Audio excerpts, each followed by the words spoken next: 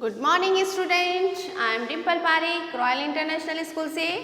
बेटा आज हम सेकंड क्लास की हिंदी पढ़ने वाले हैं।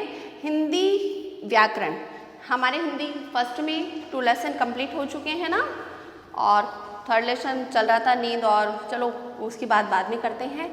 आज हम हिंदी व्याकरण पढ़ते हैं। हिंदी व्याकरण में भी अपने 2 लेसन बेटा कंप्लीट हो चुके हैं। आप अपन आगे वाला लेसन पढ़ते हैं, मात्राएं। लेसन नंबर 3 जिसका नाम है मात्राएं। मात्राएं जानते हैं बेटा किसे कहते हैं?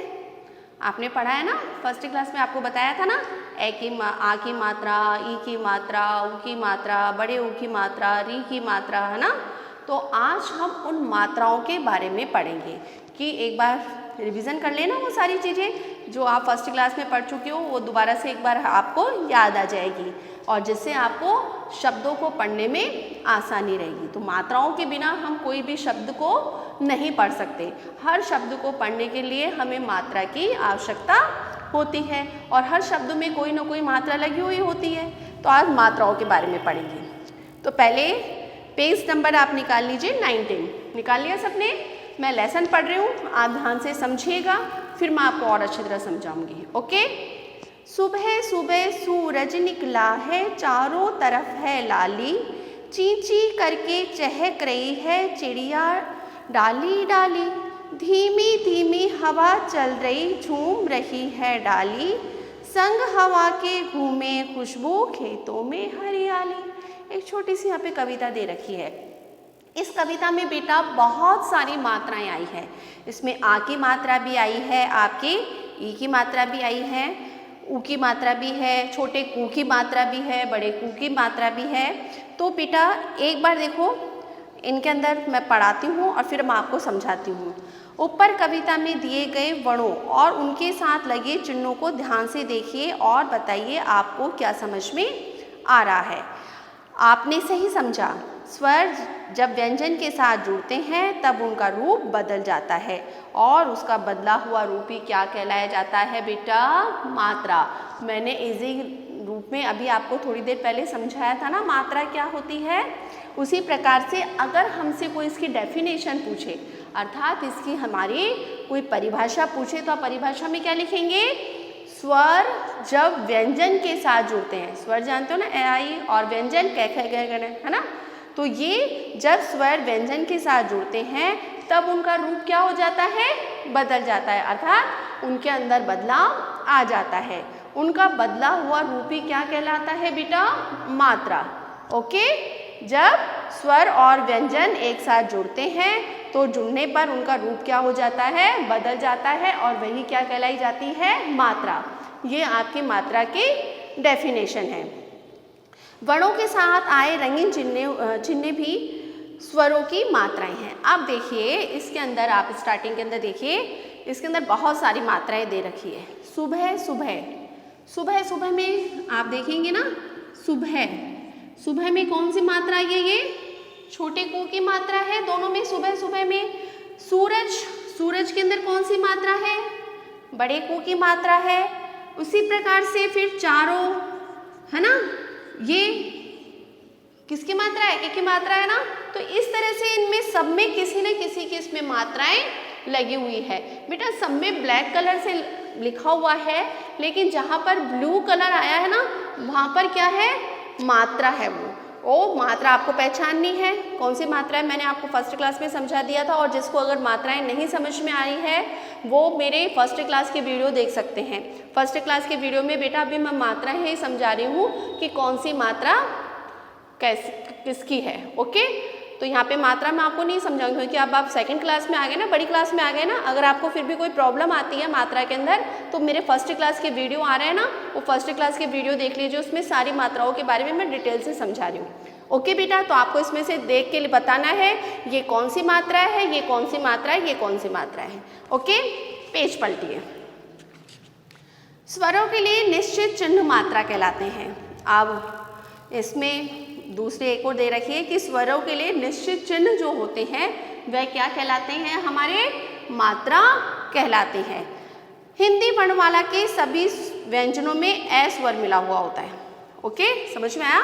कि हिंदी वर्णमाला के सभी व्यंजन, व्यंजन जानते हो ना, कै कै गण सब जो भी है ना, और व्यंजन इत्यादि जो भी है, उन सब में क्या मात्रा मिली हुई होती है? सभी व्यंजनों में ए स्वर मिला हुआ होता है। कौन सा स्वर मिला होता है बेटा उनमें?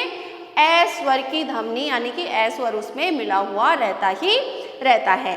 जैसे बेटा पेज नंबर 20 पे आपको बहुत सारी मात्राएं दे रखी है, जैसे कि ए कोई मात्रा नहीं होती है कि ए की मात्रा होती है क्या?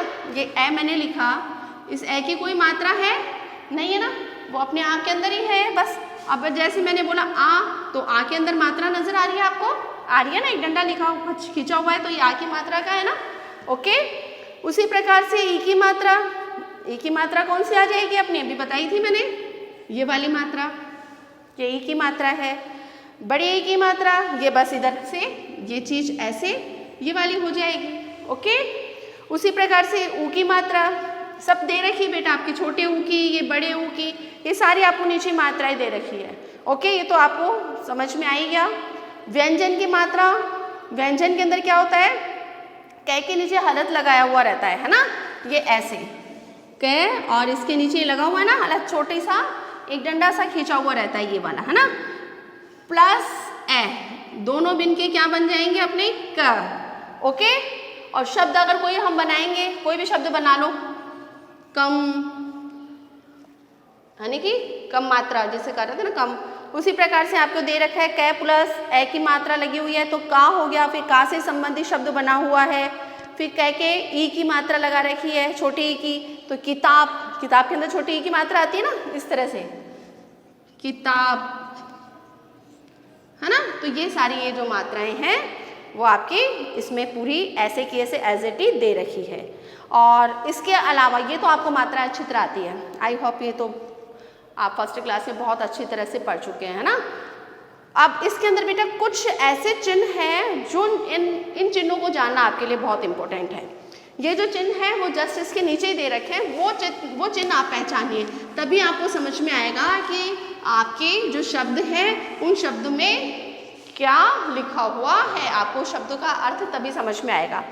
जैसे कि अह की मात्रा जो होती है ना, ये बिंदी है ना, ये कौन सी मात्रा आएगी? अह की मात्रा आती है, इस मात्रा, ऐसी मात्रा। ओके बेटा, उसी प्रकार से कै और हलत लगा हुआ है, इसके अगर अपन प्लस ये वाली मात्रा अगर जोड़ देंगे तो क्या बन जाएगा?